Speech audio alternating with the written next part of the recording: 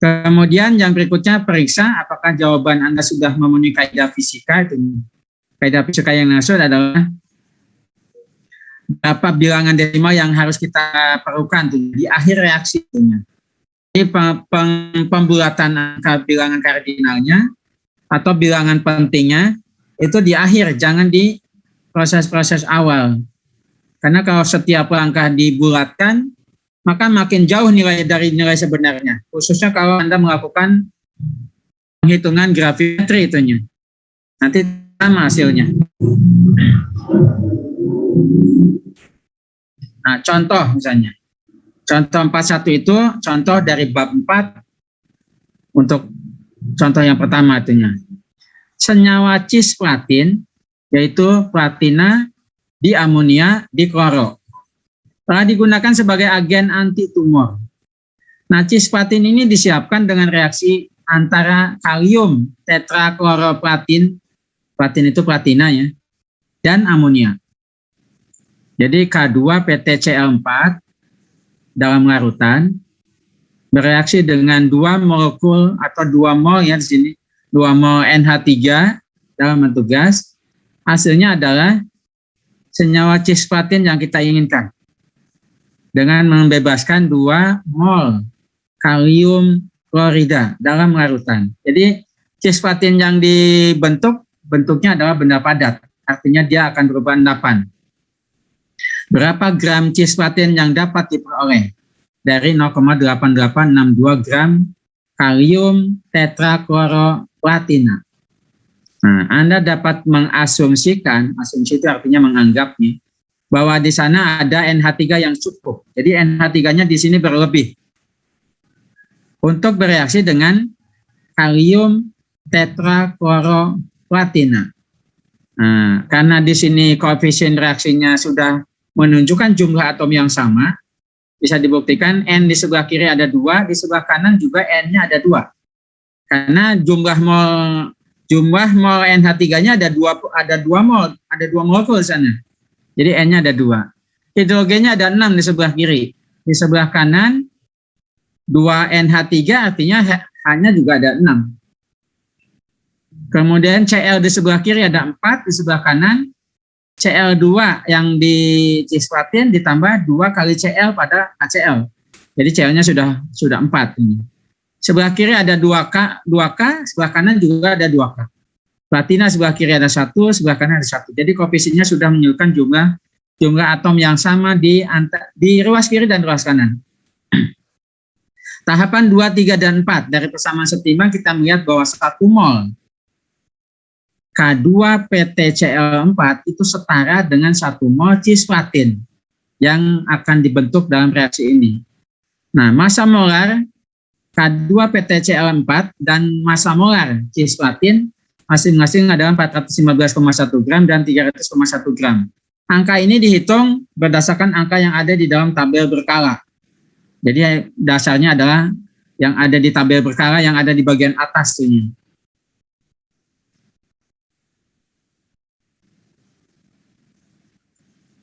Nah, kemudian kita kombinasikan semua data ke dalam persamaan. Nah, ternyata diperoleh massa cisplatin yang dihasilkan adalah 0,6407 gram. Kenapa dipakai 4 desimal? Karena dalam perhitungan gravimetri, semakin banyak angka penting yang kita gunakan, semakin akurat. Dan kenapa dipakai 4 angka? Karena timbangan digital yang ada di laboratorium itu 4 desimal di belakang koma. Jadi itu sebabnya digunakan 4 angka penting. Yaitu angka 6, angka 4, angka 0, dan angka 7. Nah, tahapan kelima, karena massa molar K2PtCl4 dan massa molar cisplatin dapat dibandingkan, nah kita telah memulainya dengan, tadinya kan yang direaksikan adalah 0,8862 gram. Hasilnya adalah 0,6407 gram, jadi masih masuk akal. Tapi kalau Anda hasilnya misalnya angkanya 100 gram misalnya, maka angka perhitungan mungkin ada yang salah. Karena dari 0,8862 gram tidak mungkin dihasilkan 100 gram tentunya. Jadi dari angka ini bisa diketahui apakah angka ini masuk akal atau tidak itunya.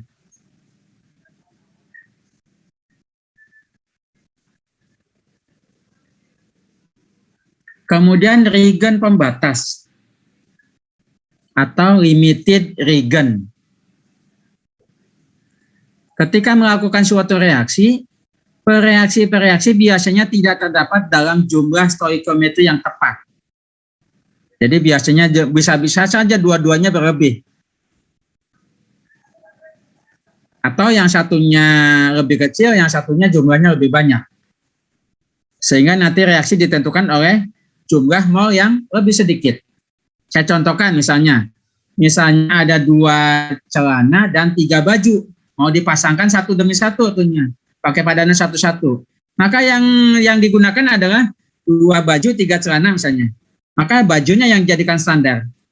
Karena kalau bajunya 2, celananya 3, maka hanya ada 2 celana yang dipakai. Karena bajunya hanya ada 2 tuhnya. Kalau dipadankan satu demi satu tuhnya. Di kimia juga sama itu. Jumlah stoikiometri yang tepat yaitu dalam proporsi yang ditunjukkan oleh persamaan setimbang.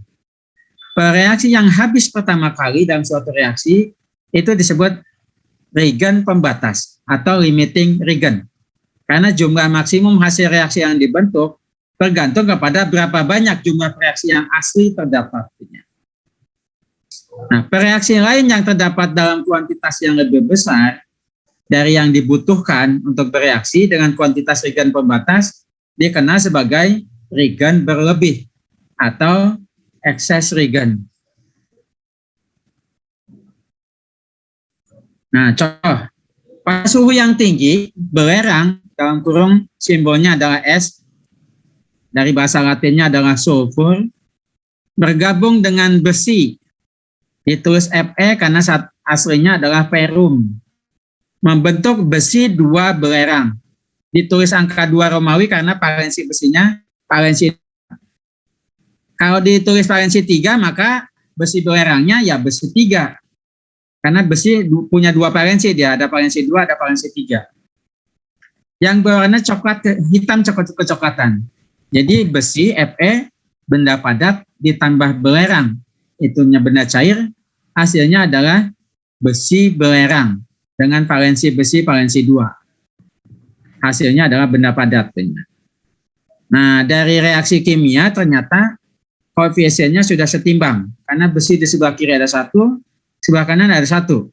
Di belerang di sebelah kiri ada 1, belerang di sebelah kanan ada 2. Tapi kalau yang dibentuknya adalah besi 3 belerang, maka belum setimbang. Karena kalau besi 3 belerang, rumus kimianya adalah Fe2S3.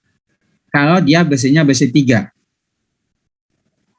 Dalam satu percobaan, 7,62 gram besi dibiarkan bereaksi dengan 8,67 gram belerang. Nah, pertanyaannya adalah, yang mana dari kedua reaksi tersebut yang merupakan reagen pembatas? B. Hitunglah massa besi belerang yang terbentuk.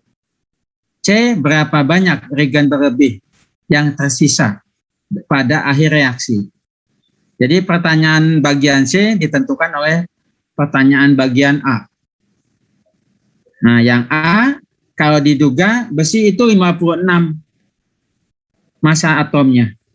Kemudian belerang kita gunakan massa atomnya 32. Jadi kalau 7,62 dibagi 56 itu 0,1 lebih. Tapi kalau yang belerangnya 8,67 dibagi 32 itu 0,2 lebih. Artinya kalau yang besinya 0,1 mol, nah yang S-nya 0,2 mol, 0,2-nya 0,2 sekian ya. Maka yang habis pertama kali adalah besi. Karena dalam reaksi ini hanya butuh 0,1 sekian tuhnya.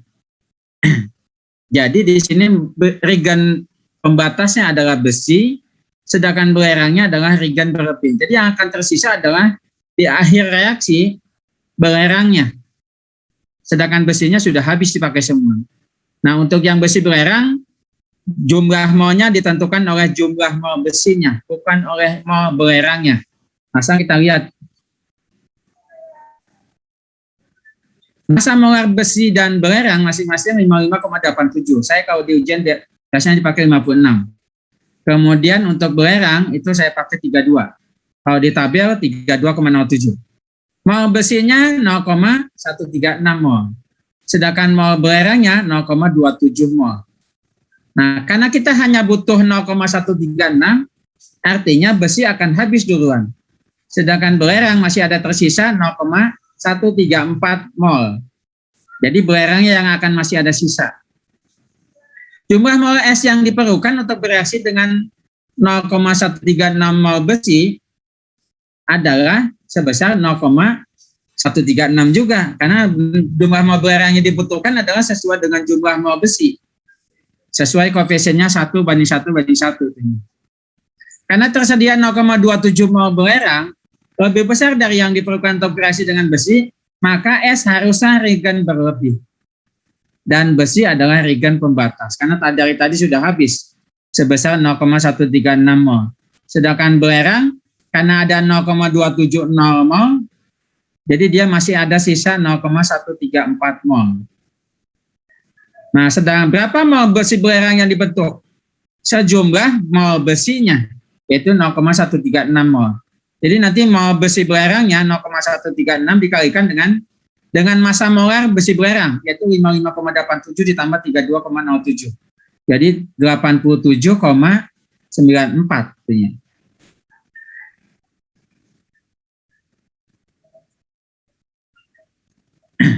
Nah, yang terbentuk adalah 12 gram besi belerang. Sedangkan yang C, jumlah mol berlebihnya ada 0,27 mol diambil 0,136 mol atau 0,134 mol. Karena jumlahnya masih ada sisa 0,134 mol, ya tinggal dikalikan dengan massa belerangnya 32,07. Hasilnya 4,30 gram belerang. Jadi gram belerangnya itu masih ada sisa.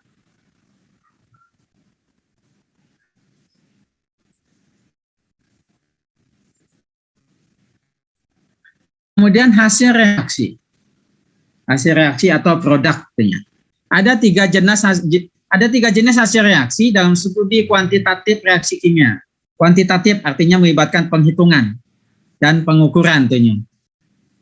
Yang pertama ada hasil teoritis, kedua hasil aktual, yang ketiga persen hasil. Hasil teoritis adalah jumlah hasil reaksi yang diprediksi, diramalkan oleh persamaan setimbang jika semua reagen pembatas telah habis bereaksi. Sedangkan hasil aktual adalah jumlah hasil reaksi yang diperoleh dalam praktek, yaitu dicoba di laboratorium. Nah, hasil reaksi yang hampir selalu kurang dari hasil teoritis. Ada 3 alasan. Yang pertama adalah beberapa reaksi bersifat reversibel. Reversibel artinya bisa balik lagi ke semula. Contohnya misalnya asam asetat. Itu kalau diuraikan akan terurai menjadi H+ dan sisa ion yang dikenal sebagai ion asetat, CH3CO-. Nah, reaksi dapat balik itu dilambangkan dengan tanda panah 2 arah. Jadi panahnya ke kanan dan ke kiri. Karena ada yang terbentuk kembali itunya.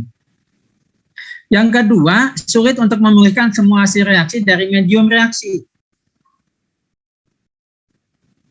Meskipun sudah difilter dan filternya sudah menggunakan kertas saring, pakai kertas saring Wattman misalnya, yang ukurannya ada beberapa jenis ukurannya, tergantung ukurannya akan kita saring berapa mikron ukurannya.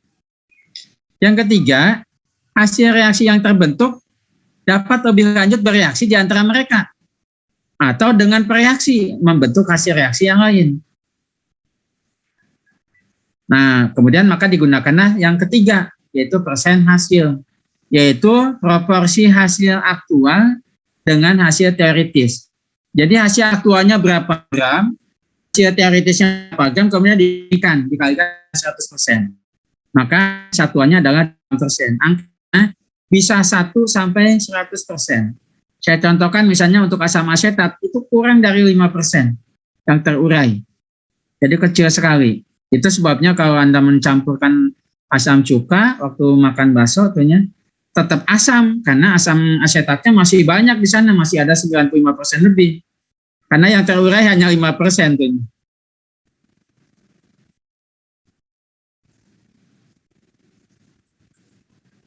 Nah, contoh misalnya titanium. Titanium itu lambang kimianya adalah T besar I kecil. Adalah logam berbobot ringan dan tahan karat yang digunakan dalam konstruksi mesin roket, aircraft, dan jet. Dan sekarang bahkan dijadikan baterai pada handphone yang terbaru, itu udah pakai titanium. Titanium disiapkan dengan mereduksi titanium klorida, yaitu titanium yang valensi 4-nya, jika direaksikan dengan lelehan magnesium pada suhu antara 950 sampai 1150 derajat Celcius. Jadi magnesium itu meleleh pada suhu yang jauh lebih tinggi dibandingkan suhu tanur besi. Tanur besi itu sekitar 600 derajat Celcius. Baru besi meleleh. Magnesium butuh suhu yang lebih tinggi lagi untuk meleleh. 950 sampai 1150. TiCl4 direaksikan dengan magnesium menjadi titanium dan magnesium klorida MgCl2. Karena magnesium valensi 2, maka banyaknya Cl yang diikat ada 2 buah. Karena valensi Cl-nya 1, maka banyaknya Mg yang diikat hanya 1. Jadi rumus kimianya MgCl2. TiCl4 karena valensi titaniumnya valensi 4. Jadi TiCl4 ini. Nah, sekarang koefisien reaksinya adalah 1, 2, 1, 2. Nah, jadi koefisien reaksi untuk TiCl4 itu sama dengan koefisien reaksi dari titanium yang akan ditanyakan dalam hasil reaksi. Jadi kalau di titanium tetrakloridanya misalnya ada 1 mol, maka titaniumnya juga yang dihasilkan 1 mol. Pada reaksi tertentu, operasi tertentu 3,54 kali 10 pangkat 4 kg. TiCl4 direaksikan dengan 1,13 kali 10 pangkat 4 kg magnesium. Hitunglah hasil teoritis. Hasil teoritis artinya hasil yang biasa kita gunakan menggunakan persamaan setimbang dalam satuan kilogram. Kemudian hitunglah persen hasil jika 7,91 kali 10 pangkat 3 kg titanium diperoleh secara aktual. Jadi kita hitung dulu nih hasil teoritisnya berapa kilo. Sehingga bisa dihitung persen hasilnya karena hasil aktualnya sudah ada. 7,91 kali 10 pangkat 3 kg. Nah, titaniumnya ini karena titanium Cl4-nya itu dalam satuan kilogram, harus kita ubah menjadi gram dulu. Karena pendekatan yang kita gunakan adalah bukan pendekatan massa, tapi pendekatan mol. Jadi kita jadikan gram dulu, 1 kilo itu 1000 gram. Jadi nanti 3,54 kali 10 pangkat 4 kali 10 pangkat 3 gram. Jadi 3,54 kali 10 pangkat 7 gram. Baru dibagi dengan TiCl4-nya. Ketemu sekian mol TiCl4. Nah, ini setelah dihitung, TiCl4-nya sebanyak 1,87 kali 10 pangkat 5 mol. Kemudian mol magnesiumnya 4,65 kali 10 pangkat 5 mol magnesium. Sekarang kita lihat di reaksinya 1 mol TiCl4 ekivalen dengan 2 mol magnesium. Jadi kalau di sininya ada angka sekian mol, maka magnesiumnya 2 kali lipatnya. Nah, sekarang kita lihat karena magnesiumnya 4,65 sedangkan TiCl4-nya 1,87, harusnya TiCl4 adalah faktor pembatas. Mg-nya, karena butuh Mg-nya kan harusnya cuma 2 kali lipat. 1,87, 2 kali lipatnya hanya butuh 3,74. Sementara Mg-nya ada 4,65, jadi Mg-nya berlebih.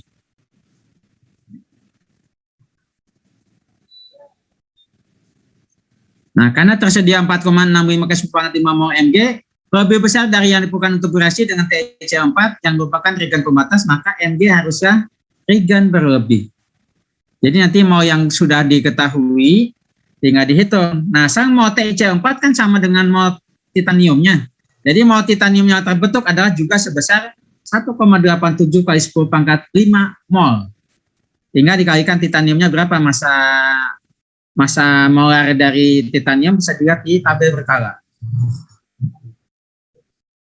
Nah, ternyata titanium yang dibentuk adalah 8,93 kali 10 pangkat 3 kg titanium.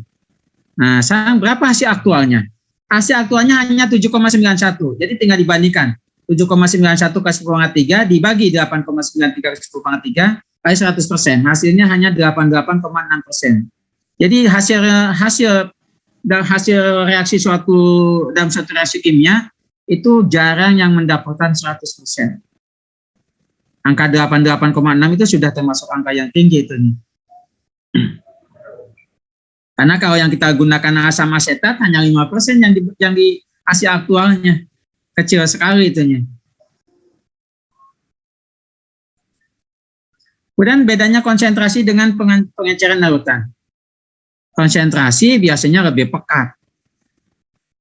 Sedangkan pengenceran artinya larutannya dibuat lebih encer, yang biasanya digunakan untuk yang konsentrasi ya, yang konsentrasinya tinggi biasanya untuk pengobatan. Kalau di manusia ataupun untuk hewan. Tapi kalau sudah menggunakan larutan yang diencerkan, itu biasanya untuk aplikasi praktikum. Misalnya kalau Anda mentitrasi HCl dengan NaOH, itu biasanya harus diencerkan dulu larutannya. Biasanya konsentrasinya lebih kecil. Jadi kenapa yang digunakan konsentrasi yang lebih kecil tuhnya? Karena bahannya mahal tuhnya. Bahan yang kita gunakan mahal, jadi dibuat konsentrasi yang lebih kecil. Konsentrasi larutan ialah jumlah zat larut yang terdapat pada kuantitas larutan yang diberikan. Nah, konsentrasi itu beberapa yang sering digunakan ada molaritas, yaitu mol zat larut dibagi 1 liter larutan. Ada molalitas, M kecil lambangnya, itu mol zat larut per kilogram pelarut. Jadi beda. Kalau molaritas itu per 1 liter larutan gabungannya ya, gabungan zat larut dengan pelarutnya. Kalau molaritas M kecil itu mol zat larut atau solutnya dibagi pelarutnya, solvennya. Tapi dalam kilogram pelarut. Ada juga yang digunakan normalitas, yang dikenal sebagai gram ekivalen. Ada yang digunakan konsentrasi dalam satuan persen. Misalnya alkohol 70%, itu konsentrasi juga. Nah, sekarang kita gunakan untuk yang molaritas. Nah, jadi kalau misalnya ada 1,46 molar larutan glukosa, rumusnya C6H12O6, diekspresikan sebagai 1,46 M besar. M besar itu satuan molar untuk molaritas. Artinya ada 1,46 mol glukosa dalam 1 liter larutan. Nah, pertimbangkan apa yang terjadi ketika suatu contoh KCl di larutan dalam air yang cukup untuk menyusun 1 molar larutan. Jadi KCl, kalau ada H2O di atas artinya KCl-nya dibuat jadi larutan, karena tadinya KCl-nya bentuknya padatan. Sehingga yang terbentuk adalah, karena KCl adalah terbentuk dari basa kuat dan asam kuat, maka dia terurai sempurna menjadi kation kalium dan anion klor. Semuanya dalam larutan. KCl-nya kemana? KCl-nya habis, tidak ada lagi. Karena habis menjadi kation K dan anion Cl. Jadi KCl-nya di dalam larutan ini sudah tidak ada, sudah tinggal 0. Habis semua. KCl adalah elektrolit kuat sehingga mengalami disosiasi sempurna. Kenapa digunakan istilah disosiasi? Karena KCl garam. Tapi kalau dia asam dan basa, yang digunakan istilahnya adalah ionisasi. Padahal ini juga sama. Garamnya juga jadi ion juga. Jadi sebetulnya istilah ionisasi boleh untuk garam. Karena hasilnya juga jadi ion dan ion tentunya. Hanya di buku-buku kimia untuk garam istilahnya disosiasi, untuk asam dan basa istilahnya ionisasi. Nah, jadi dalam 1 molar larutan KCl terdapat 1 mol ion K+ dan 1 mol ion Cl- dan tidak ada KCl. KCl-nya habis 0. Tidak ada satuannya. Karena semuanya terurai sempurna.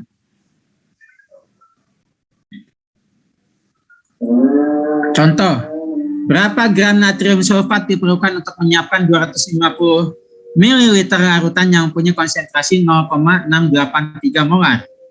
Nah, karena kita menyiapkan larutan, maka konsentrasinya dibuat tinggi. Nah, tahap pertama menentukan jumlah mol natrium sulfat dalam 250 ml lautan. Asal yang kita ketahui adalah 0,683 mol per liter. 1 liter itu 1000 mili.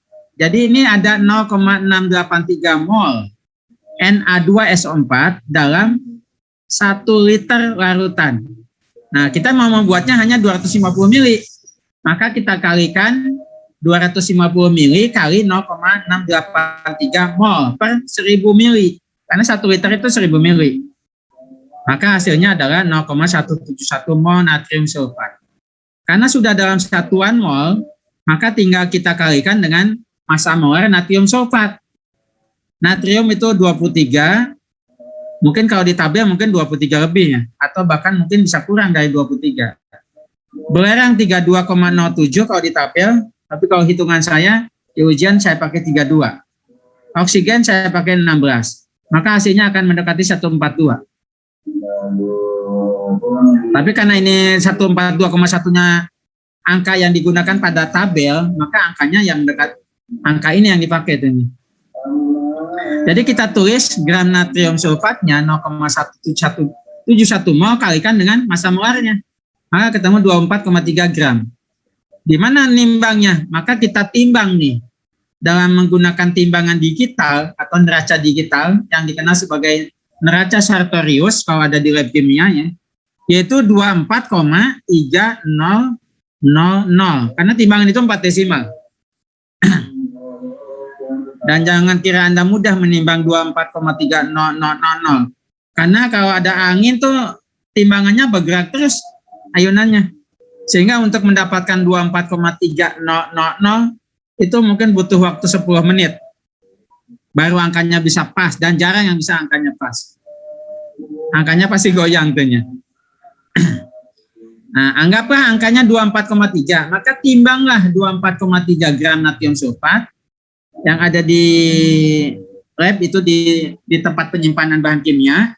Setelah itu ini dimasukkan ke dalam labu. Ke dalam labu Erlenmeyer yang angkanya memang hanya untuk membuat angka 250 ml. Karena di sana nggak ada teraan. Teraannya hanya satu. Hanya satu lingkaran di dalam tabung yang mulutnya kecil.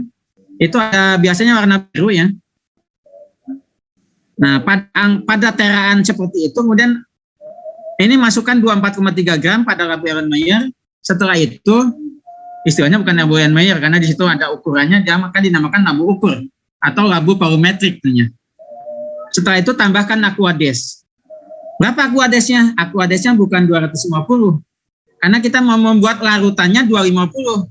Yang sudah ada 24,3. Maka penambahnya aquadesnya mungkin hanya 225,7 ml.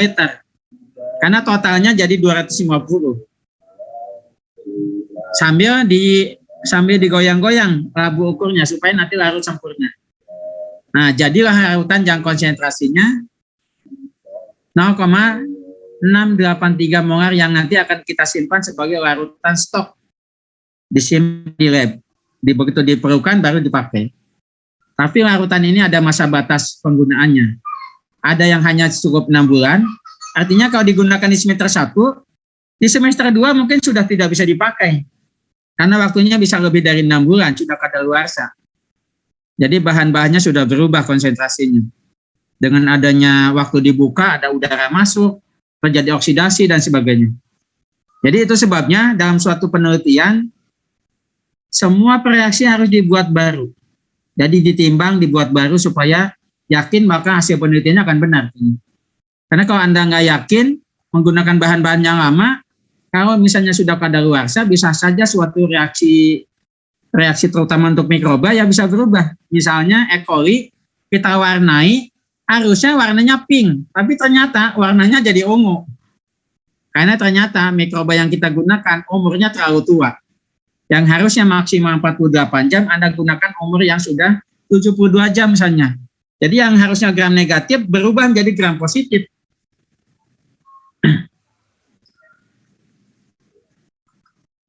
Nah, kita seringkali menemukan cara untuk menyiapkan larutan yang kurang pekat dari larutan yang lebih pekat.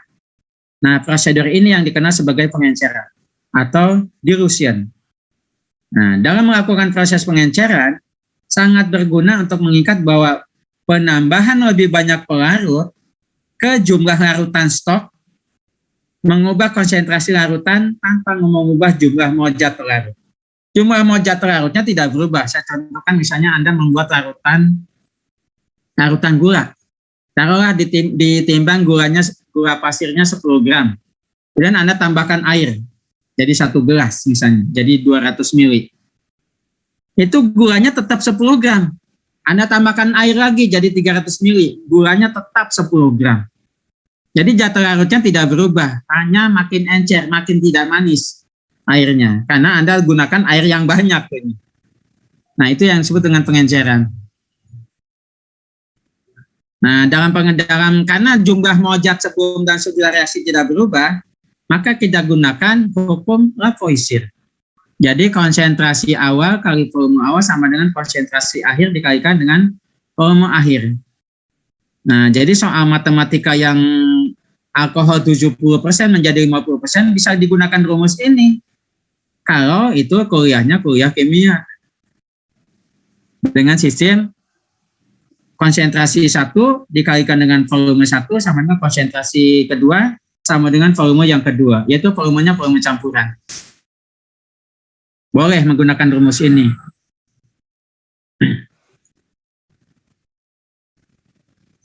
Nah, contoh. Jelaskan bagaimana Anda akan menyiapkan 5 kali 10 pangkat 2 ml. 5 kali 10 pangkat 2 artinya 500 ml. Karena 10 pangkat 2 kan 100. 5 kali 100 berarti 500 ml. Larutan 1,75 molar HNO3. Nah, kita mau membuat larutan yang konsentrasinya 1,75. Yang ada di stok larutannya konsentrasinya 8,61 molar. Jadi dari larutan yang konsentrasinya 8,61, kita encerkan menjadi 1,75 molar. Menggunakan rumus yang tadi akan ketemu volume awal adalah 102 ml. Kita mau membuat larutan yang 500 ml. Jadi ambillah 102 ml larutan HNO3 yang konsentrasinya 8,61. Kemudian kita tambahkan aquades. Sebanyak berapa aquadesnya? 398 ml. Jadi aquades yang kita tambahkan adalah 398. Supaya totalnya jadi 500 ml. Jadi hati-hati nih, bukan nimbang aquades yang 500 ml. Karena sudah ada 102 ml yang mau kita masukkan ke dalam lampu ukur. Jadi aquades penambahnya hanya 398 ml. Dengan asumsi massa jenisnya 1,00. Sama dengan massa jenis air. Padahal belum tentu juga massa jenis asam nitratnya 1,0. Bisa aja lebih tinggi dari 1,00. Nah, dalam hal ini kita asumsikan anggaplah 398 ml aquadesnya yang kita siapkan. Jadi kita harus mengencerkan 102 ml larutan asam nitrat dengan konsentrasi 8,61 molar dengan air yang cukup. Ini air yang dimaksud adalah aquades, air suling. Bukan air keran yang dipakai. Karena air keran nanti di sana mengandung kaporit, mengandung tawas dan sebagainya. Yang cukup untuk memberikan volume akhir 5 kali 10 pangkat 2 ml pada labu volumetrik. Jadi labu ukur, labu volumetrik. Yang angkanya jadi labu volumetrik itu bagian bawahnya bundar, bulatnya seperti bola, tapi ke atasnya ada tabung yang kecil, lebih kecil tentunya. Yang di bagian atas dekat tutup itu ada lingkaran biru. Nah, di angka lingkaran biru itu tepat 500 ml. Kalau itu sampai di atas lingkaran yang biru, artinya volumenya lebih dari 500. Anda harus membuat larutan ulang. Itu kalau penelitian bahaya itunya. Karena konsentrasinya bisa berubah. Nah, kalau dosen pembimbing yang ngamatin waktu di lab, Anda bisa ketahuan bahwa konsentrasi yang Anda buat tidak akurat itunya. Nah, biasanya saya kalau penelitian nggak pernah diawasi sama pembimbing. Dia percaya aja tuhnya. Jadi waktu penelitian satu saya nggak pernah diawasi tuhnya. Pengamatannya di Microsoft 24 jam nonstop. Jadi dari jam 7 pagi hari Sabtu sampai jam 7 pagi hari Minggu. Nah, untungnya ada waktu istirahat. Sholat zuhur, sholat asar, sholat maghrib, sholat isya, sholat subuh. Terus makan 3 kali, makan pagi, makan siang, makan malam tuhnya. Kalau enggak, bayangkan 24 jam melototin Microsoft sambil ngitung jumlah mikroba yang ada di dalamnya.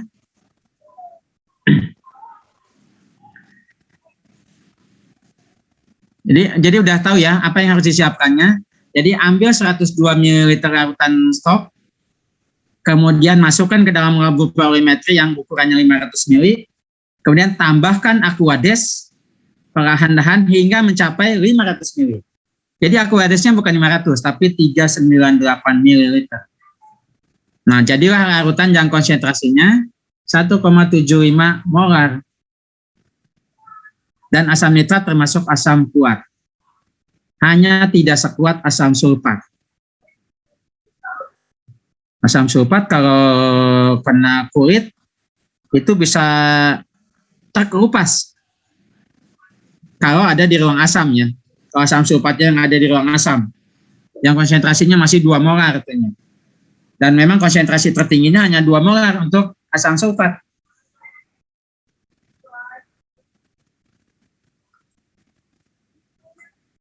Analisis gravimetri.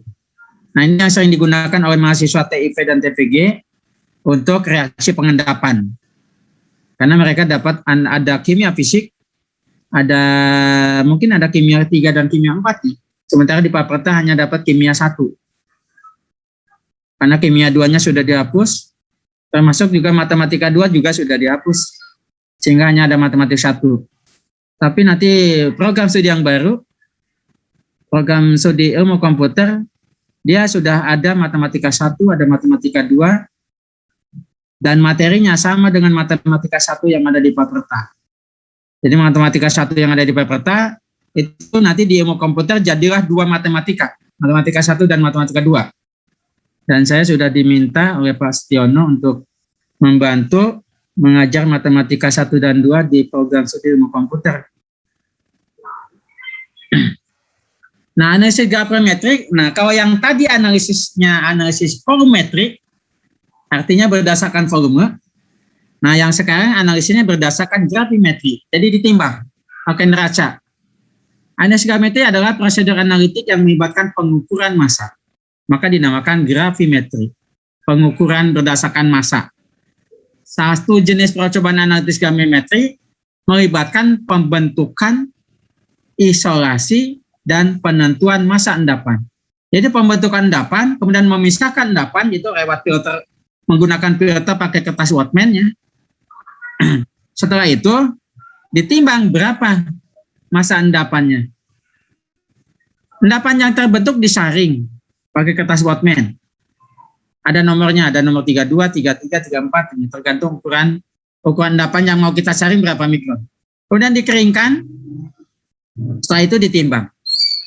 Nah, karena di sini ditimbang, berarti kita nimbangnya ada 2. Nimbang kertas Whatman yang sebelum ada endapan dan sesudah ada endapan. Tinggal nanti selisihnya ketemu massa endapannya. Dengan mengetahui massa dan rumus kimia dari endapan yang terbentuk, kita dapat menghitung massa dari komponen kimia tertentu, yaitu anion atau kation dari contoh asal. Nah, analisis inilah yang digunakan untuk penentuan logam emas, platina, uranium, dan sebagainya dalam suatu reaksi kimia. Jadi dasarnya menggunakan analisis gravimetri. Reaksi yang sering dipelajari dalam analisis gravimetri adalah reaksi antara perak nitrat dengan larutan natrium klorida, sehingga terbentuk senyawa larutan natrium nitrat dan endapan AgCl. Nah, karena reaksi keseluruhannya hanya terbentuk Ag positif dan Cl-, maka reaksinya terbentuk endapan AgCl. Jadi yang lainnya adalah ion spektator nih, nitratnya dengan natriumnya. Karena di sebelah kiri nitratnya ada, sebelah kanan juga muncul. Sebelah kiri ada ion natrium, sebelah kanan juga ada ion natrium. Maka hilang nantinya. Yang terbentuk hanya Ag+ dan anion Cl-. Ingat terbentuk AgCl. Nah, dasarnya nanti ion Cl-nya ini yang ditimbang ada berapa. Nanti kalau ketemu persen Cl-nya sekian, tinggal kita duga-duga nih, kationnya apa sih yang di sana? Siapa tahu di sana kationnya emas atau uranium dan sebagainya. Sehingga nanti kalau sudah ketemu persen yang tepat, baru penambangan besar-besaran. Dan biasanya pemerintah memberi tanah di tempat pengambilan sampel tadi. Nanti sekian hektar itu akan diborong tuh tanah itu. Kalau ternyata di situ mengandung emas dan sebagainya. Dan di sini biasanya melibatkan investor. Nanti beli tanahnya murah, hasil tambangnya dapat triliunan.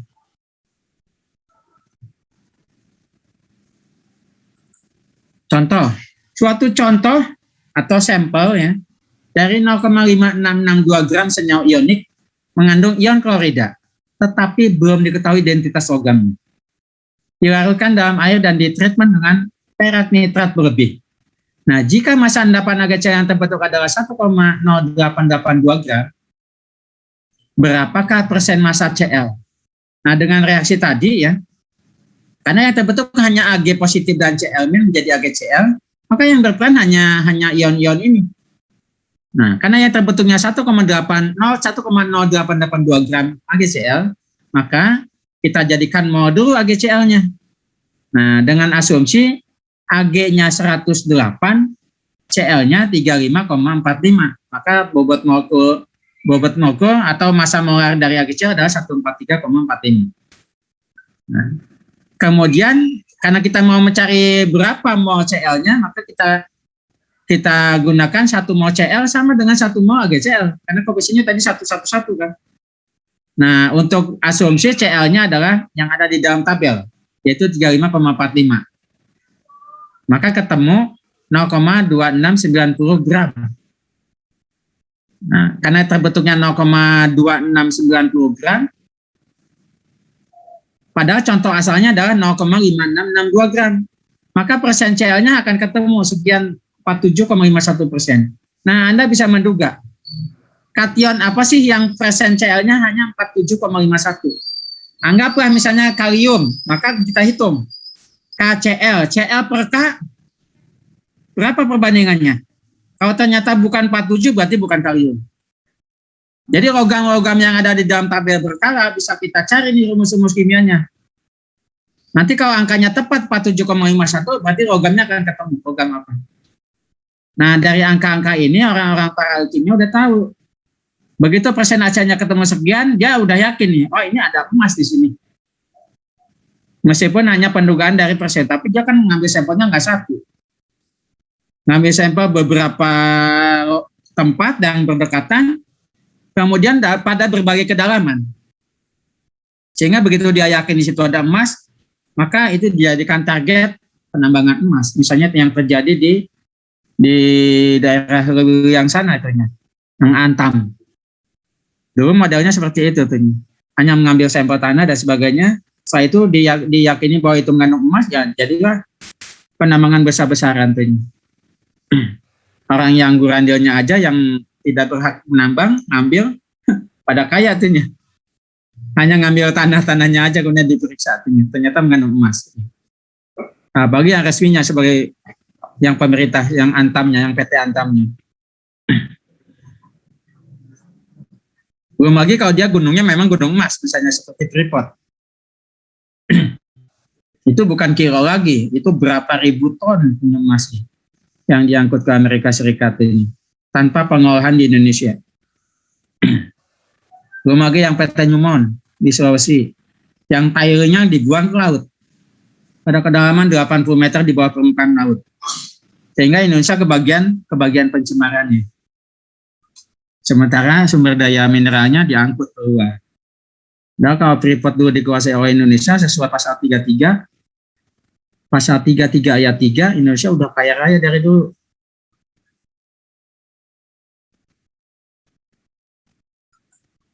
Kemudian titrasi asam basa.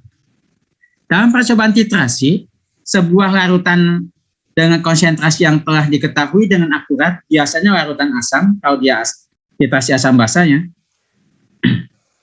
Sebuah larutan dengan konsentrasi yang telah diketahui dengan akurat, yang dikenal sebagai larutan baku atau standar solution, ya, ditambahkan perlahanan ke larutan lainnya dengan konsentrasi yang belum diketahui, hingga reaksi kimia di antara dua larutan terjadi sempurna. Nah, biasanya kalau di reaksi kimia, yang di Erlenmeyer-nya adalah asam, misalnya HCl, maka yang ada di titran yang ada di tabung buretnya, pada statif buret itu adalah larutan NaOH-nya. Kalau reaksi antara asam dengan basa. Nah, konsentrasi NaOH-nya, karena kita tidak tahu, maka kita harus meneteskan satu tetes demi satu tetes, sehingga nanti terjadi dengan sempurna. Kalau konsentrasinya sama antara asam dengan basa, maka jumlah volume asamnya akan sama dengan jumlah volume basa. Tapi biasanya tidak terjadi seperti itu tuh. Jadi kalau misalnya HCl-nya, taruhlah HCl-nya misalnya 0,2 molar. Volume yang kita ambil 25 ml. Konsentrasi basanya juga 0,2 molar juga. Konsentrasinya sama-sama valensi satu semua. HCl dengan NaOH. Maka volume titrannya harusnya juga 25 ml. Tapi kalau 25 ml HCl dititrasi oleh 25 ml NaOH, reaksi kimianya belum ketahuan sudah selesai atau tidak. Karena indikator yang kita gunakan adalah indikator fenolftalin yang hanya bereaksi dalam suasana basa. Jadi fenolftalin itu akan berubah warna dari putih ke pink itu dalam suasana basa. Artinya NaOH yang kita gunakan bukan 25 lebih.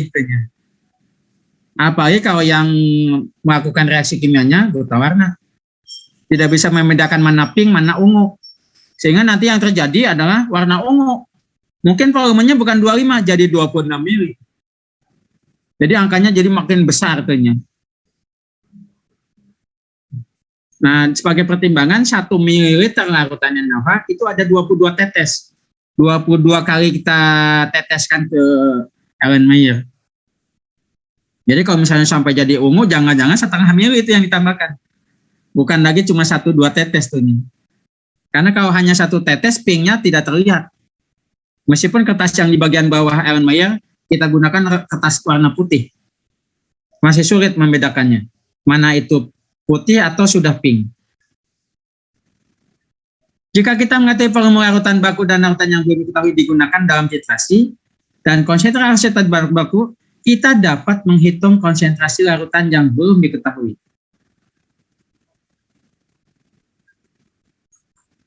Nah, contohnya misalnya NaOH yang sering dijadikan larutan standar. NaOH adalah satu dari basa umum yang digunakan di laboratorium. Karena sulit mendapat NaOH pada dalam bentuk murni, maka larutan ini harus distandarisasi dulu. Sama seperti halnya kalau Anda menggunakan alat pH meter, sebelum dipakai harus distandarisasi dulu. Bayangkan kalau misalnya akuarium yang Anda teliti, misalnya ada 48 akuarium. Harusnya Anda standarisasi berapa kali? 48 kali. Karena pindah akuarium 1 ke pindah akuarium 2, Anda harus standarisasi dulu. Kalau tidak, pH pada larutan pada akuarium kedua itu dipengaruhi oleh pH pada akuarium pertama. Jadi itu sebabnya si peneliti itu kenapa harus teliti? Ya, namanya juga penelitian tentunya. Kalau enggak nanti hasilnya ngaco, itu angkanya sama semua pH-nya. Itu sebabnya saya sering curiga itu mahasiswa yang ngukur pH di beberapa akuarium kok bisa sama pH-nya. Kemungkinan itu alatnya tidak distandarisasi dulu. Ya main celupin aja itunya. Si elektrodanya. Ke akuarium 1, akuarium 2, akuarium 3 dan seterusnya. Sehingga angkanya sama semua. Jadi kalau si pembimbingnya tidak sibuk, harusnya sekali-kali dikontrol itunya. Karena begitu Anda curiga alat itu tidak standarisasi, jangan-jangan pengukuran awal-awalnya juga tidak distandarisasi dulu. Padahal yang rugi si mahasiswanya. Karena begitu pH-nya sama semua, kalau ada kelainan di ukuran panjang ikan dan bobot ikan, dia sulit membedakannya untuk menjelaskannya. Kenapa? pH-nya sama semua. Karena dia ingin cepat mengukurnya. Tapi begitu dapat data yang ternyata berbeda antara perlakuan 1 dan perlakuan 2, dia sulit menjelaskan tentunya. Itu sebabnya dalam pengukuran kualitas air, kalau di IPB bukan 1-2 parameter yang diukur, itu belasan parameter diukur. Karena itu semuanya berkaitan antara parameter satu dengan yang lainnya. Jadi dia bisa menjelaskan tuh kalau semua parameter diukur. Nah, resikonya biayanya juga jadi membengkak. Misalnya dia hanya punya uang penelitian 10 juta, kalau semua parameter diukur itu biayanya bisa jadi 50 juta. Sehingga nanti mahasiswa ada alasan, Pak, banyak harganya mahal untuk analisis tuh. Ya memang besar tuh kalau biaya sendiri. Tapi cobalah carilah penelitian yang ikut proyek tuh. Sehingga semua dananya didanai dari proyek tadi tuh. Jadi berapapun dana penelitiannya, mau ratusan juta atau tidak, Anda kan tinggal pakai aja tuh. Tinggal ngukur tuh. Nggak usah mikirin biaya yang keluar. Tapi Anda siapkan tenaganya untuk melakukan pengukuran tuh. Itu sebabnya setiap penelitian saya jarang keluar uang. Hampir nol. Karena semuanya ikut kegiatan yang sudah didanai itunya. Juga penelitian yang di UNIDA saya jarang mengeluarkan uang. Jadi 6 tahun berturut-turut saya dapat penelitian hibah. Jadi ngajukan proposal, kemudian di-upload, kemudian ternyata dapat. Dan 6 tahun dapatnya. Kalau di kegiatan di kementerian tergantung tender. Kalau dapat ikut, nggak dapat ya nggak berangkat ke lapangan. Dan kemarin ternyata tender kita kalah. Jadi awal Oktober ada tender tentang kehutanan. Saya dengan Pak Stiono diikutkan di tim itu, ternyata kalah tendernya. Jadi ya nggak jadi proyeknya. Mungkin kegedean ngajukan dananya sehingga tidak dapat ini. Jadi larutan standar itu harus distandarisasi dulu supaya jadi akurat tuh. Karena penelitian analitik itu pekerjaan yang memang membutuhkan keakurasi tinggi. Asam yang sering dipilih untuk pekerjaan ini adalah sebuah asam monoprotik. Monoprotik artinya hanya membebaskan 1 proton. Yang disebut kalium hidrogen petalat, KHP. Yang memiliki rumus molekul kalium hidrogen petalat. Petalatnya C8H4O4. Yang berwarna putih, padatan mudah larut yang secara komersil tersedia dalam bentuk kemurnian tinggi. Nah, reaksinya adalah ini. Kalium hidrogen petalat KHP bereaksi dengan natrium dioksida menjadi, nah, hidrogen yang ada di kalium hidrogen petalat itu digantikan oleh ion natrium. Sehingga natriumnya masuk ke sini. Jadi KNaC8H4O4.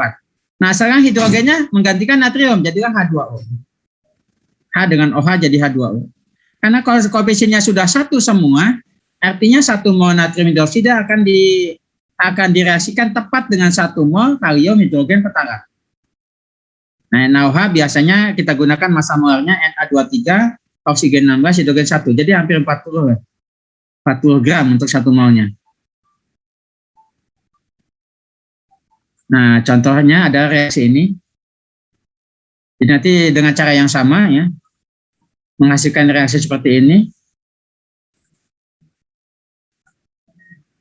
Nah, soal yang sudah saya berikan, yang tugas kemarin, ya bentuknya seperti ini, meskipun ada juga yang benar, ada juga yang salah. Kalau ada waktu kita bahas soal tugas yang kemarin, karena nanti akan muncul lagi di ujian. Soal-soal tadi. Titrasi redoks.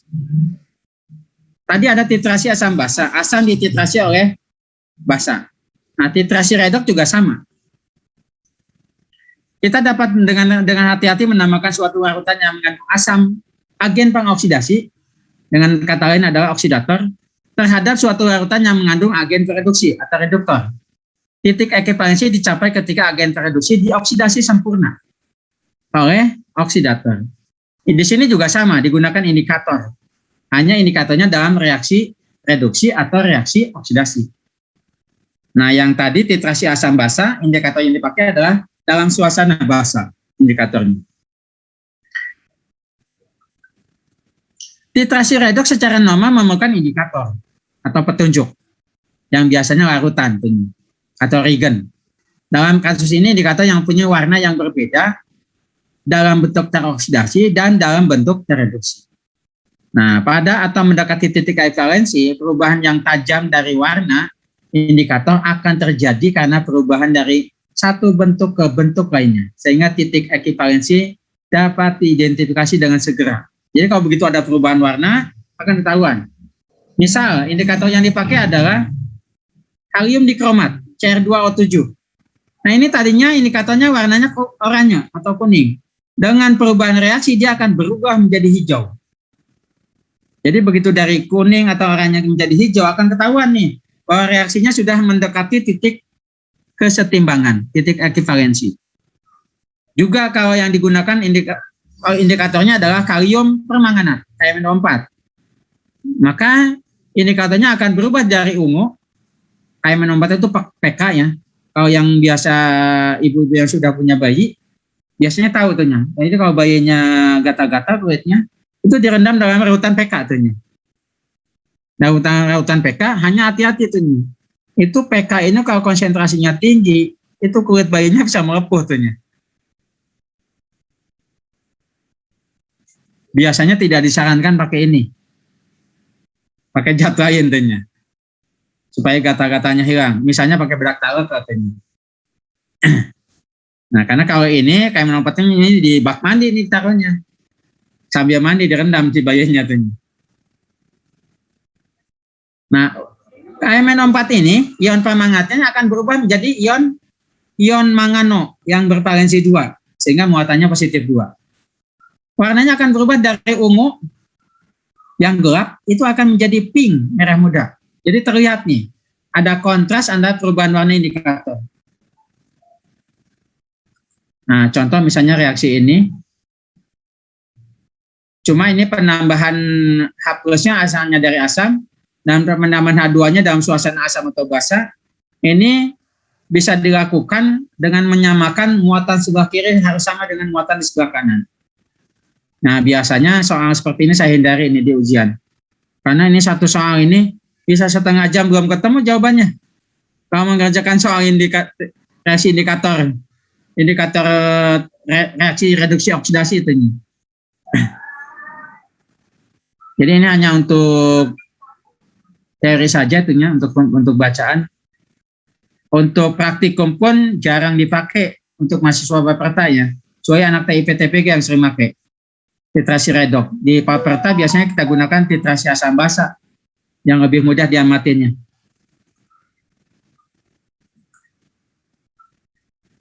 Ada yang tanyakan sampai sini?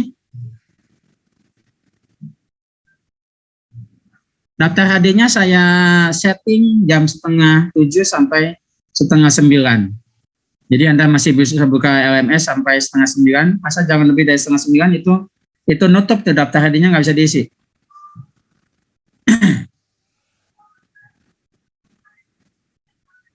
Ada yang tanyakan?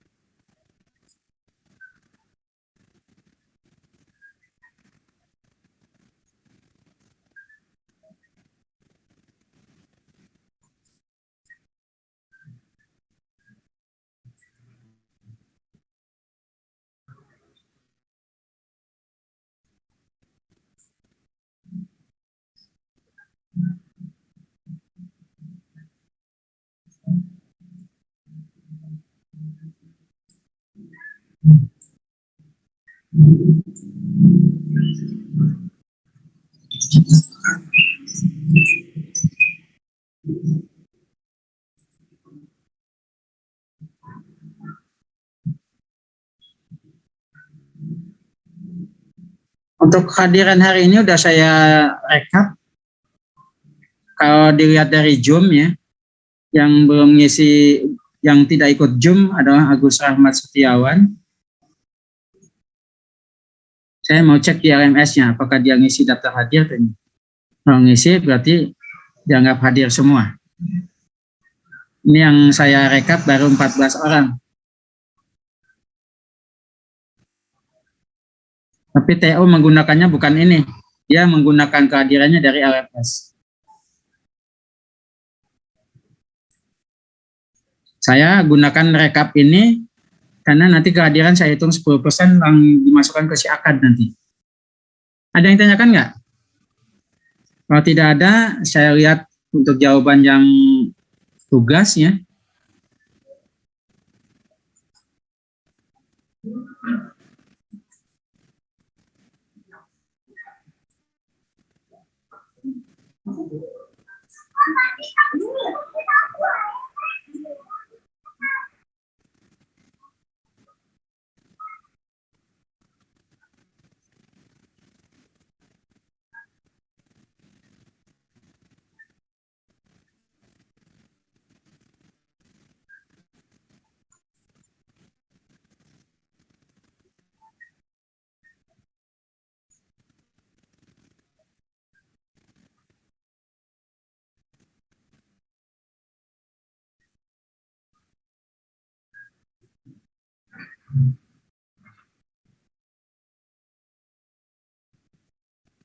Ini kelihatan nggak? Kelihatan Pak. Hah? Kelihatan Pak. Sudah kelihatan. Latihan soal kimia ya? Ya Pak. Nah, ini yang nomor 1, identifikasi apakah rumus Morse di bawah ini termasuk ke dalam unsur atas senyawa. NH3 itu senyawa karena ada 2 buah unsur, nitrogen dan hidrogen. N2 unsur karena hanya terdiri dari nitrogen. CO senyawa karena ada 2 unsur yaitu C dan unsur O. CH4 jelas senyawa karena ada C ada H. Ki senyawa karena ada kalium ada yodium. Jadi yang jawabannya benar semua ada beberapa, tapi ada juga yang jawabannya banyak salah ini. Nah, untuk melengkapi tabel, ada yang benar semua, tapi ada juga yang banyak yang salah tuh.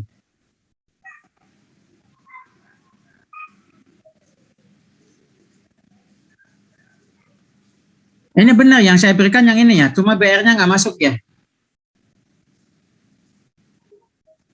Ini yang baris keempat nggak masuk ya, sama kolom keempat. Iya Pak, nggak ada. Jadi yang saya berikan tugas ke mahasiswa adalah hanya yang K positif, Ca positif 2, Fe positif 3. Jadi hanya kolom ini nih. Nah, sekarang kita lihat yang K positif dengan OH-. Karena sama-sama valensi 1, maka tinggal kita langsung tulis KOH. Tapi coba lihat Ca. Ca itu valensinya 2, dilihat dari muatannya positif 2. Maka karena valensinya Ca ada 2, maka gugus OH-nya ada 2 buah. Jadi Ca OH 2 kali. Ada yang salah nulis Ca OH 2 tuhnya. O-nya cuma 1. Kalau cuma OH 2 mah, OH-nya harus pakai kurung. Kemudian ini valensi Fe-nya positif 3, artinya dia valensi 3. Maka banyaknya gugus OH-nya juga ada 3 buah. Jadi Fe OH 3 kali. Hasan coba lihat untuk yang valensi 2. SO3 minus 2. Ya, aslinya dari valensi 2 dia. Nah, K2SO3. Karena SO3 valensinya 2, maka jumlah K-nya ada 2 buah. Kemudian Ca valensi 2, SO3 valensi 2. Karena sama-sama menghilangkan, maka angka 2-nya tidak ditulis. Jadi CaSO3. Karena Ca-nya sudah positif 2, SO3-nya sudah minus 2. Jumlahnya otomatis 0. Kemudian Fe valensi 3, maka jumlah, karena Fe valensi 3, maka banyaknya gugus sulfitnya. Gugus sulfit SO3. Gugus SO3-nya ada 3 buah. Ini 3-nya adalah valensi dari besi. Kemudian angka 2-nya adalah valensi dari SO3. Jadi banyaknya besinya ada 2 buah. Nah, untuk valensi 3 dengan 3 nih, besi 3 dengan fosfatnya PO3, kalau fosfat PO4. Karena valensinya sama-sama 3, maka tinggal ditulis Fe PO3. Hati-hati nulis besinya, karena ada yang nulisnya F-nya besar, E-nya besar. Kalau F besar itu fakultas ekonomi. Kalau E-nya besar artinya. Kemudian yang ketiga, batu gamping atau batu kapur ya. CaCO3 diuraikan itu lewat pemanasan untuk membentuk kapur mentah atau CaO dan karbon dioksida. Hitung berapa gram CO2 yang dapat dihasilkan dari 5 kg batu gamping. Nah, karena batu gampingnya 5 kilo, kita ubah menjadi gram, jadi 5.000 gram. 5.000 gram itu ini massa molar dari CaCO3 itu 100. Jadi 5.000 dibagi 100 kalikan 1 mol jadilah 50 mol. Nah, karena konsentrasinya semuanya koefisiennya 1 semua, maka 50 mol CaCO3 setara dengan 50 mol CaO setara juga dengan 50 mol CO2. Nah, karena yang ditanyakannya hanya CO2, CaO-nya nggak usah ditulis karena tidak ditanyakan. Jadi yang kita setarakan hanya CaCO3 dengan CO2-nya saja. Jadi hasilnya adalah 50 mol CO2 juga. Nah, CO2 sesuai dengan perjanjian, C-nya saya pakai 12, O-nya 16, maka bobot molar atau massa molar dari CO2 adalah 44 gram untuk 1 mol CO2. Jadi kalau 50 mol, maka 50 mol 50 kali 44 gram. Hasilnya 2.200 gram. Atau boleh jawab 2,2 kilogram. Tapi kan yang tanyakannya berapa gram. Jadi harusnya jawabannya harusnya dalam gram. Nah, ada yang benar semua, tapi juga banyak yang salah tuhnya. Kalau saya sebutkan angkanya, yang benar semua Fahri Reja, itu betul semua. Kemudian ada Hanum, itu benar semua. Sedangkan yang lainnya, itu banyak yang, bahkan yang fatal tuhnya.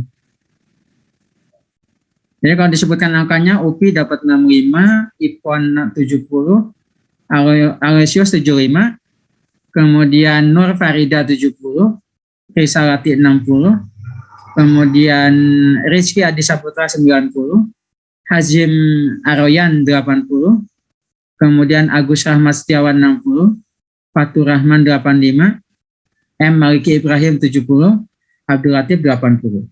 Jadi ada 2 orang mahasiswa yang tidak mengumpulkan tugas. Raisapa Sahada Hafid dan Ali Rahmat. Itu tidak mengumpulkan tugas.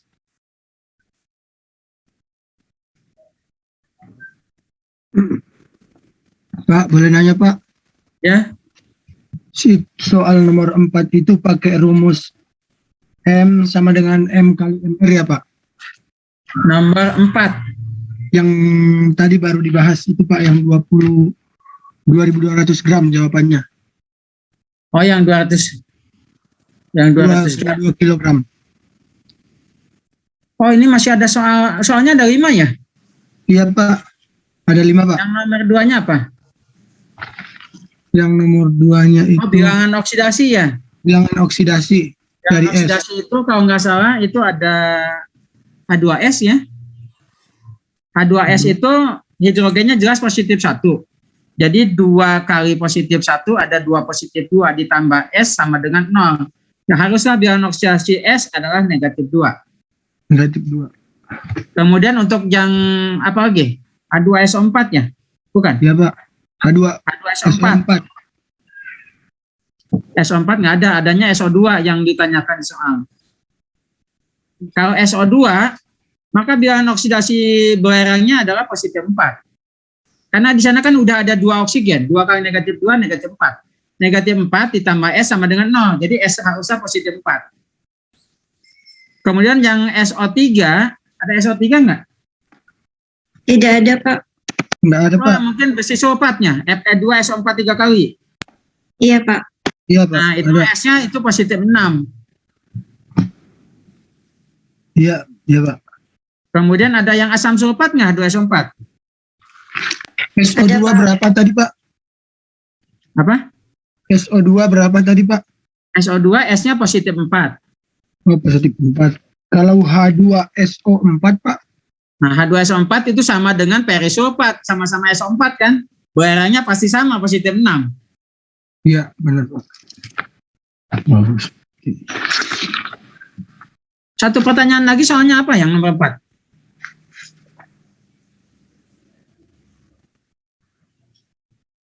Ada satu lagi pertanyaannya ya? Iya, Pak. Ada. Yang kalium, Pak. Apa?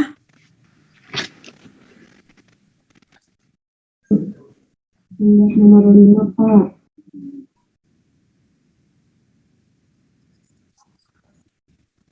Oh, kalium dengan apa? Potasi. Dengan bromain, Pak. Oh, dengan bromin. Oh, K dengan Br2 menjadi R ya? Iya, Pak. Atau saya tulis di sini aja. Yang nomor 4 apa itunya? Kalium. Pak, kalium itu potasium. Ditambah Br2 menjadi KBr. Nah, Br2-nya karena R-nya ada di bawah ya. Jadi kita gunakan ini. Jadi di sini K-nya 2, Iya, Pak. maka ininya juga ada 2. Yang diketahui apa? BR2 sama dengan 19,2 gram, Pak. Massa Massa BR2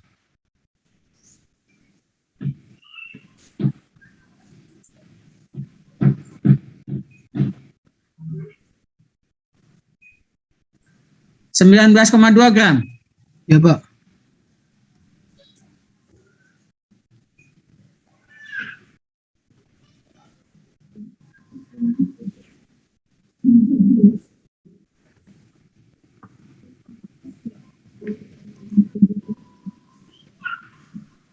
PR-nya kan diketahuinya 80 ya, kalau nggak salah. Jadi PR2-nya 160.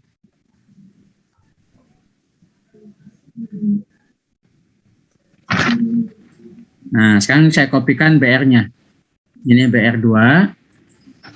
Kemudian ini juga BR2. BR2. Nah, sekarang gram dibagi gram kan sudah ketemu mol ya. Nah, 19,2 dibagi 160 itu hasilnya 0,12. 0, komanya saya pakai koma biasa ya. 0,12 mol BR2.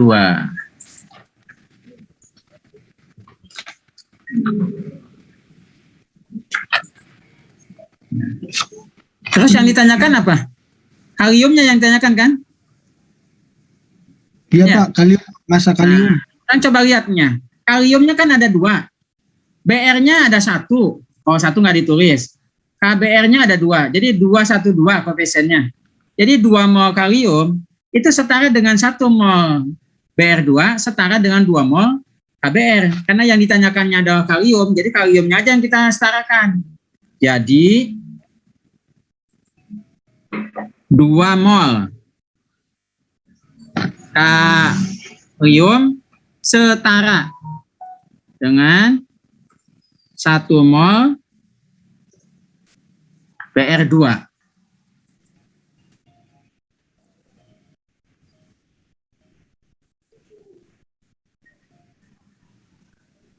Oleh karena itu,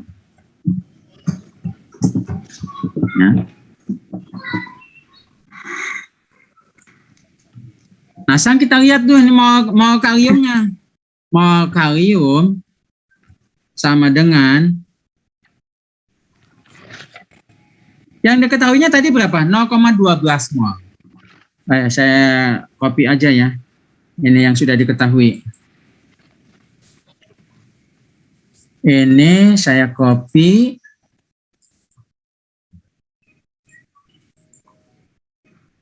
Nah, dikalikan dengan, karena kita mau mencari mol kalium, maka ininya 2 mol.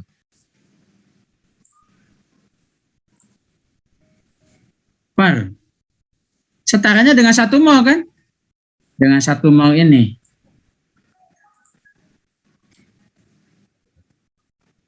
Jadi di sininya ada. Nah, jadi perbandingannya ini pergunanya pada waktu menghitung ini. 2:1. Ini sama dengan 0,24 mol kalium. Nah, yang ditanyakan kan berapa gram kalium yang ditanyakan. Nah, ini artinya sekian mol kalium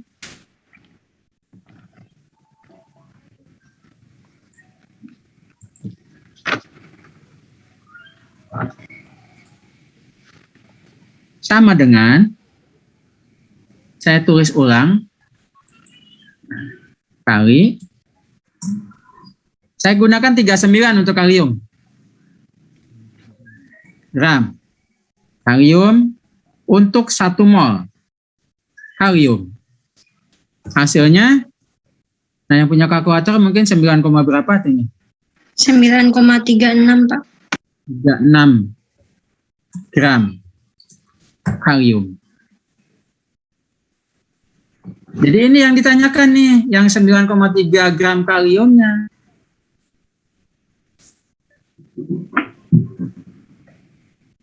Saya gunakan angka 19,2 supaya angkanya mudah dihitung, karena ininya 160. Di ujian pun nanti akan saya gunakan angka-angka bukan yang di dalam tabel. Karena di dalam tabel itu angkanya sampai 2 desimal. Nanti angkanya angka pembuatan semua yang saya pakai. Jadi belerang nanti misalnya kalau ada soal belerang saya gunakan 32, bukan 32,07. Jadi artinya Anda kalaupun tidak punya alat hitung, pakai kertas coretan biasa juga bisa ngitung. Karena angkanya mudah diperoleh artinya.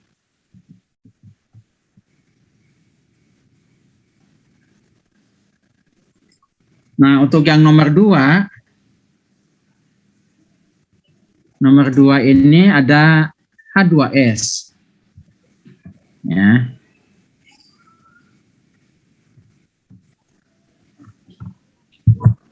Nah.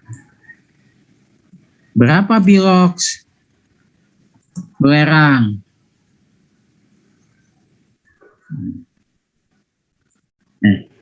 Sama.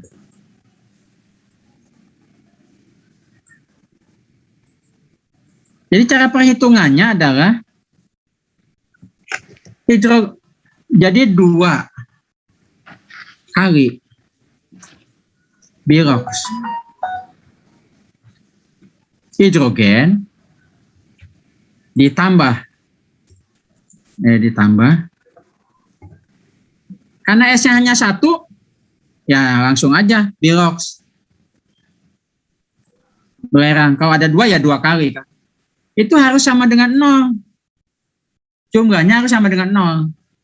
Maka di sini hasilnya adalah 2 kali positif 1 ditambah bilok S.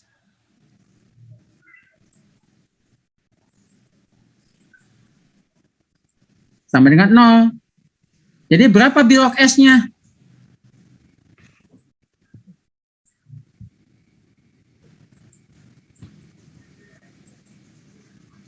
Sama dengan 0 diambil 2 kan?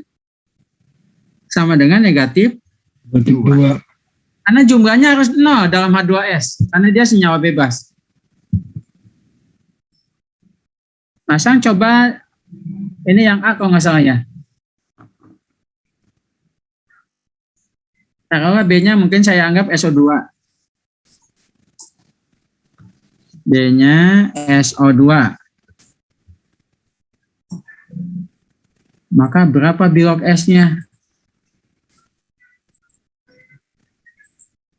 2-nya saya buat di bawah. Ini juga sama.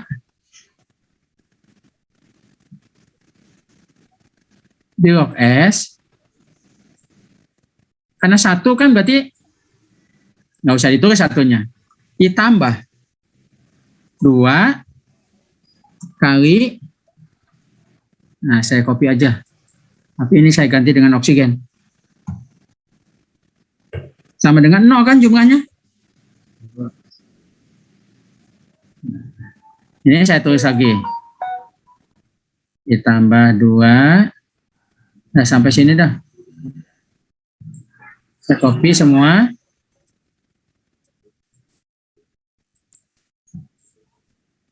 Tapi kan bilangan oksidasinya berapa oksigen? Minus Selalu 2. negatif 2. Minus 2. Min 2. Dengan kata lain, bilangan oksidasi belerang, karena Anda sudah mendapatkan persamaan satu variabel, maka bilangan oksidasi belerangnya adalah 0 diambil min 4 kan? Jadilah bilangan positif, yaitu positif 4. Kenapa tanda positifnya harus ditulis? Untuk menyatakan muatan. Juga tanda negatif ditulis untuk menyatakan dia muatannya negatif 2. Nah, dengan cara yang sama, asam sulfat pun sama. H2SO4, kemudian biloxnya berapa?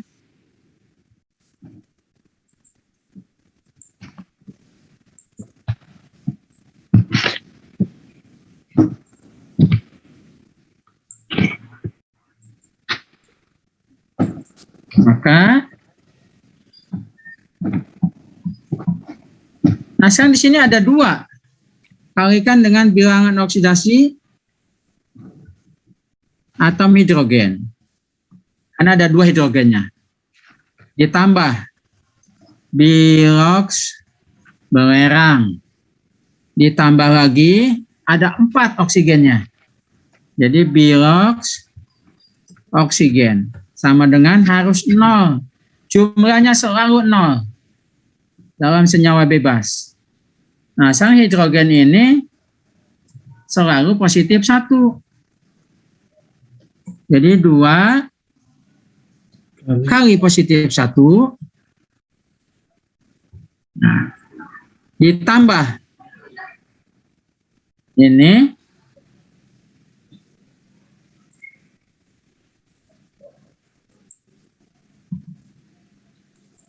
nah, ini oksigennya saya ganti jadi angka negatif 2. Maka berapa bilangan oksidasi bilox belerang itu sama dengan 0. Masa angka positif 2 pindah jadi negatif 2. Angka negatif 8 berubah menjadi positif 8 karena pindah ruas. Nah, hasilnya positif 6. Karena di sana ada sulfat, ferrosulfat pun sama caranya.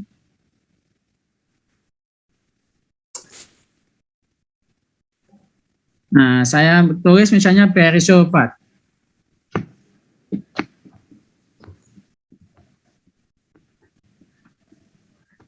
Ditanyakan juga bilangan oksidasi belerangnya.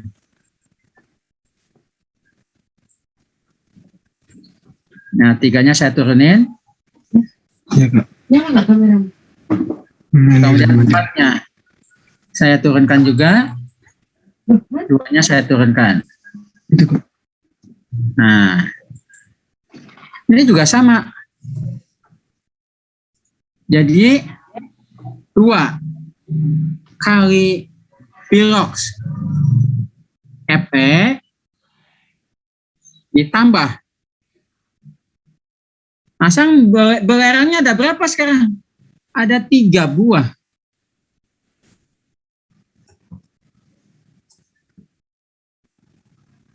Oksigennya ada berapa sekarang? Ada 12. 4 kali 3. 12 kali bilox oksigen. Jumlahnya selalu 0. Jadi selalu sama dengan 0. Nah, saya untuk ngeceknya,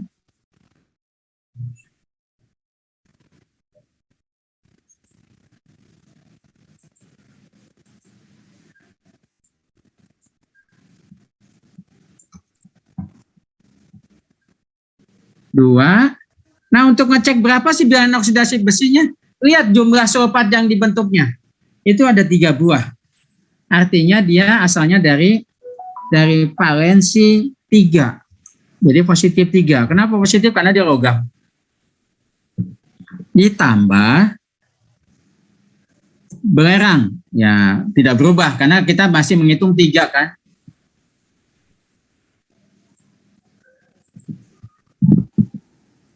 Nah, sekarang kita lihat oksigen negatif 2. Nah, sekarang untuk mencari, nah kita hanya bisa menghitung angka-angka ini dulu nih. Ini kita copy dulu ke bawah.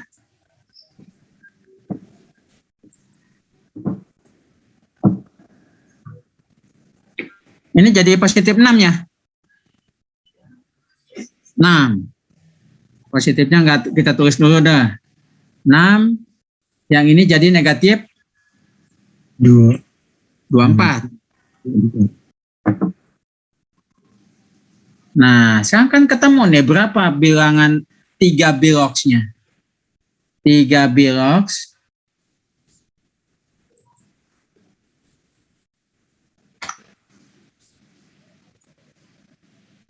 bilox sama dengan negatif 24 pindah jadi 24. 6 pindah jadi negatif 6. Hasilnya 18 ya. 18 itu untuk 3 bilox. Jadi berapa bilox oksigen?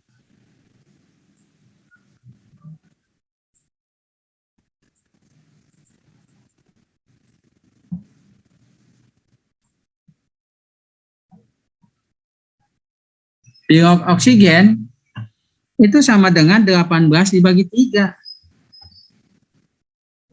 Sama dengan kita gunakan tanda positif untuk menyatakan bahwa dia bilangannya bermuatan positif.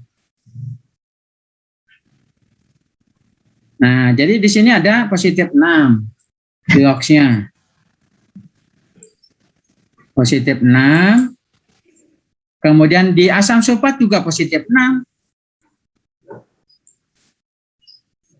Karena kalau dia ujungnya sulfat pasti sama bilangan oksidasinya. Mau asam sulfat, mau kalsium sulfat, perisulfat, perosulfat, itu pasti S-nya positif 6. Karena dia ngambil gugusnya dari SO4-nya. Nggak usah mikirin yang lainnya, sulfatnya aja yang dipentingkan. Asal tahu SO4 itu muatannya negatif 2. Jadi S ditambah 2 kali 4, 2 kali min 4 kan minus 8. 2S ditambah minus 8, itu sama dengan muatannya negatif 2. Maka S-nya harusnya positif 6. Jadi tanpa mengubah senyawa perisulfatnya, kita hanya mencari sulfatnya aja, ketemu. Sulfatnya aja kita cari. Jadi kita carinya nih, atau pakai versi lain, ini sulfatnya aja kita cari nih. Muatannya negatif 2. Jadi 4-nya ada di bawah, tapi minus 2-nya ada di atas. Nah, jadi dengan cara gini ketemu nih biloxnya.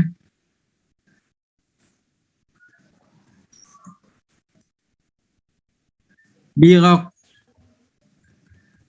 S ya ditambah 4 kali bilox oksigen itu sama dengan negatif 2. Kalau kita dasarnya adalah ion sulfat. Nah, jadi biloxnya ini ketemu. Bilox, belerangnya belum ditulis. Nah, ini kita tulis ke bawah. Copy.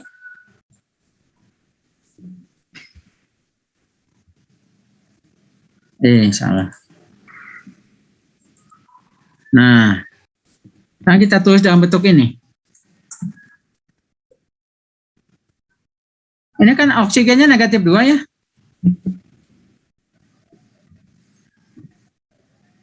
Maka bilox yang S-nya berapa?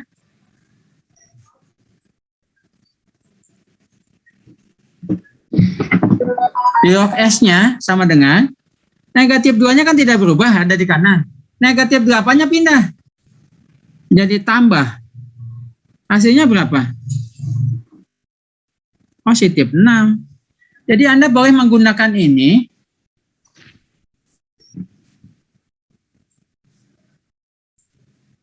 Hanya ngelihat dari sulfatnya aja juga sama.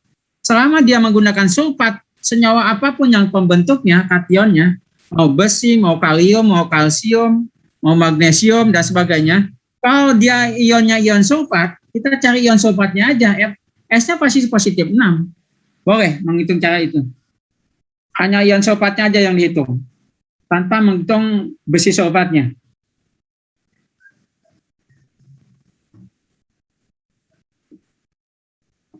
Begitu juga kalau ada SO3. SO3, karena asam sulfat terbentuknya dari SO3 ditambah 2O. Maka bilangan oksidasinya juga mencari ion sulfat, itu sama dengan mencari bilangan oksidasi pada SO3-nya. SO3, S-nya pasti positif 6. Karena oksigennya ada 3. 3 kali negatif 2 ada 6. Negatif 6 kan? Belerangnya pasti positif 6. Jadi kalau tahu senyawa pembentuknya, mudah menghitung bilangan oksidasi. Kalau pilihannya pilihan ganda, Anda tanpa menghitung ini bisa menggunakan hafalan. Kalau dia ion sulfit, itu pasti S-nya H2SO3 misalnya. S-nya pasti positif 4. Karena ion sulfit asalnya dari SO2. SO2, S-nya pasti positif 4 kan. Jadi banyak kalau pilihannya pilihan ganda, Anda nggak usah menghitung seperti ini, bisa menggunakan hafalan bilangan oksidasi itu. Itu sebabnya kriterianya bilangan oksidasi harus dihafal. Kriteria 1, 2, 3, dan seterusnya. Jadi dulu berbagai metode saya gunakan untuk kimia. Ada yang hafalannya, ada yang menggunakan hitungannya.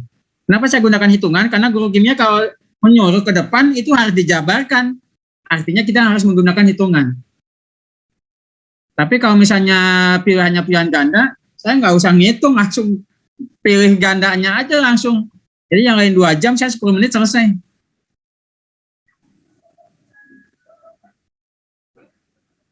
Jadi banyak cara yang bisa ditempuh tuhnya. Sama halnya kalau ditanyakan 6 kali 3 berapa? Ya kalau Anda hafal yang tulis aja 18.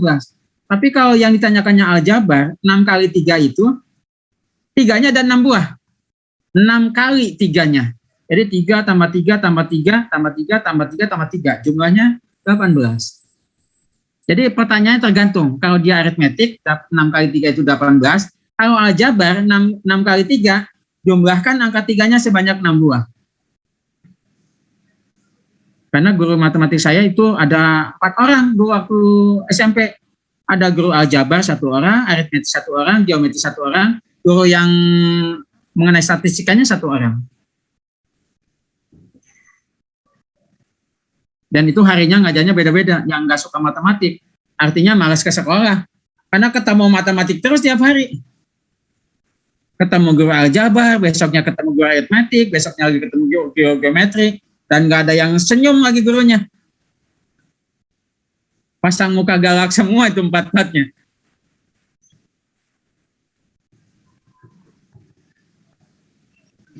Tapi kalau kita suka pelajaran itu dihadapi dengan senyuman, ya kita senyum terusnya waktu belajar. Dan saya salah satu asisten matematika waktu SMP.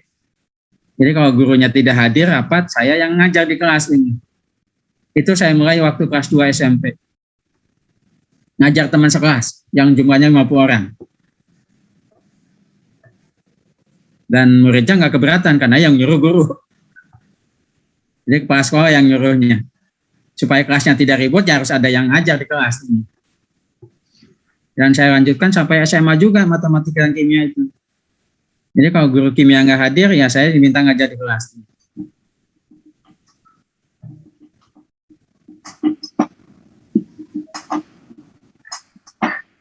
Kalau tidak ditanyakan karena waktunya sudah lewat ini, saya cukupkan sekiannya.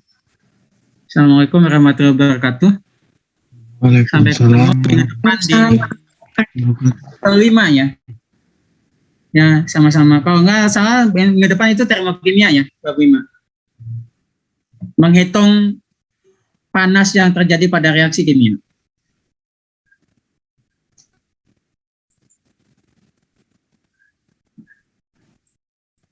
ya.